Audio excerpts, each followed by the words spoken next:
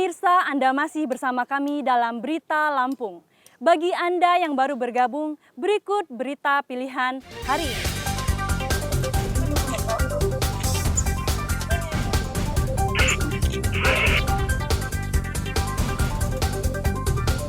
Seorang wanita PNS di Lampung Utara tewas tertabrak kereta api.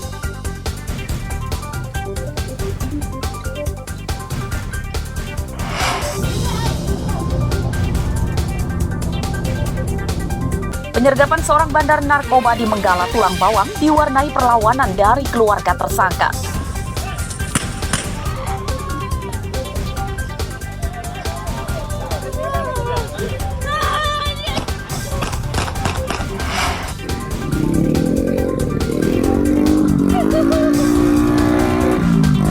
Menilik desa terpencil di Lampung Barat, jalan menuju permukiman belum pernah diaspal dan menyulitkan warga.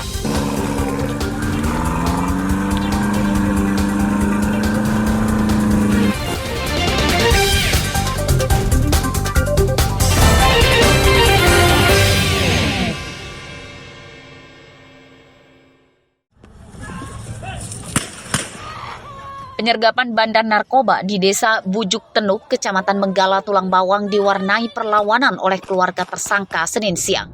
Mereka berusaha menghadang polisi saat akan membawa tersangka ke mobil. Polisi meletuskan tembakan ke arah udara untuk membubarkan massa.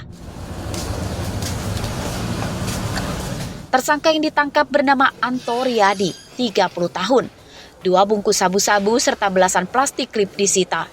Anto ditangkap saat sedang mengemasi sabu-sabu ke dalam plastik klip.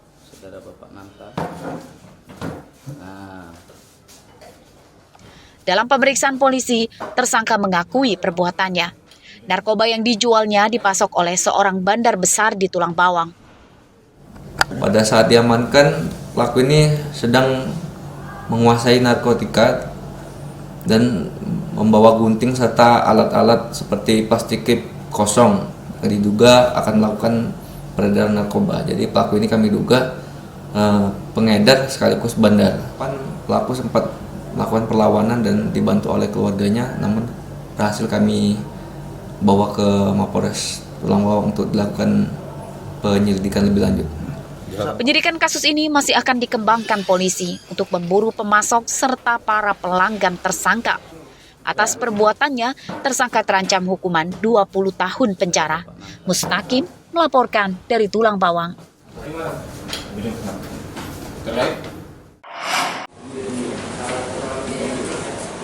Komplotan pencuri singkong ditangkap polisi Lampung Utara. 4 orang tersangka adalah Muhtar Kosim, Ishak Umar, Satria Husen, dan Heri Bahtiar. Seluruhnya warga desa Belambangan, Kecamatan Belambangan Pagar, Lampung Utara. Komplotan ini tidak sekedar mencuri singkong sekarung atau 2 karung saja, melainkan memanen singkong di kebun orang hingga seluas setengah hektar. Mereka mencuri saat malam hari menggunakan truk. Mulai dari mencabut, mengangkut, hingga menjual singkong ke pelapak dikerjakan mereka berempat. Dicabut, Pak. Dicabut orang berapa? Orang 4, Pak. Siapa aja? Husin, Ishak, Turi. Di mana tau nggak itu punya siapa? Nggak tahu, Pak. Asal ya? Nggak tahu asalnya, nggak tahu. Asal ngambil aja. Iya, Pak. Dijual berapa itu semuanya? Saya nggak tahu bagian penjualan, Pak. Saya udah paginya dikasih duit, Pak. Cuman dapat jatah? 320, Pak. Modus pelaku melakukan aksinya yaitu dengan cara mengambil buah singkong, selanjutnya diangkut dengan menggunakan kendaraan dan dijual ke tempat penjualan. Untuk kerugian yaitu seperempat hektar dari kebun singkong tersebut yang telah dicabut oleh pelaku. Penyidikan kasus ini masih akan dikembangkan polisi untuk mencari tahu pelapak yang menadah singkong curian serta pemilik truk yang disewa tersangka untuk mencuri. Atas perbuatannya, keempat tersangka terancam hukuman 7 tahun penjara. Ardio Haba melaporkan dari Lampung Utara.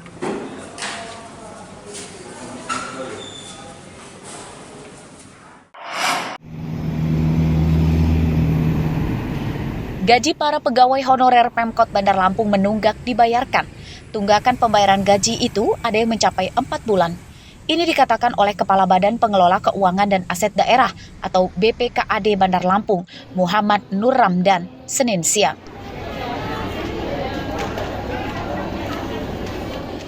Keterlambatan pembayaran gaji pegawai honorer itu dampak terpuruknya pendapatan asli daerah atau PAD Bandar Lampung akibat pandemi COVID-19 lalu.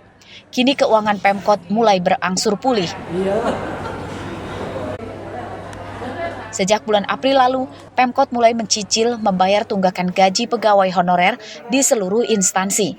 BPKAD menargetkan pada Juni mendatang seluruh tunggakan gaji pegawai honorer telah dibayar. Berupaya semaksimal mungkin untuk tetap bisa mensejahterakan masyarakat Kota Bandar Lampung. Dibandingkan kondisi tahun 2019, 2022 itu senyatanya jauh lebih baik. Kenapa? Yang pertama dari sisi penganggaran yang tadi dijadikan kualifikasi. Dari sisi penganggaran pendapatan di tahun 2019 itu masih jauh lebih besar penganggarannya pendapatan dibanding 2022. Berdasarkan data BPKAD Bandar Lampung, jumlah pegawai honorer hampir 5.000 orang. Setiap bulan gaji mereka di kisaran 12 miliar rupiah.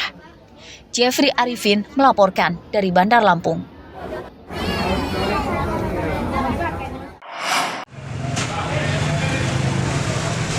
Pengawasan penjualan daging sapi ditingkatkan terkait banyaknya sapi di Lampung yang terpapar virus Lumpy Skin Disease atau LSD.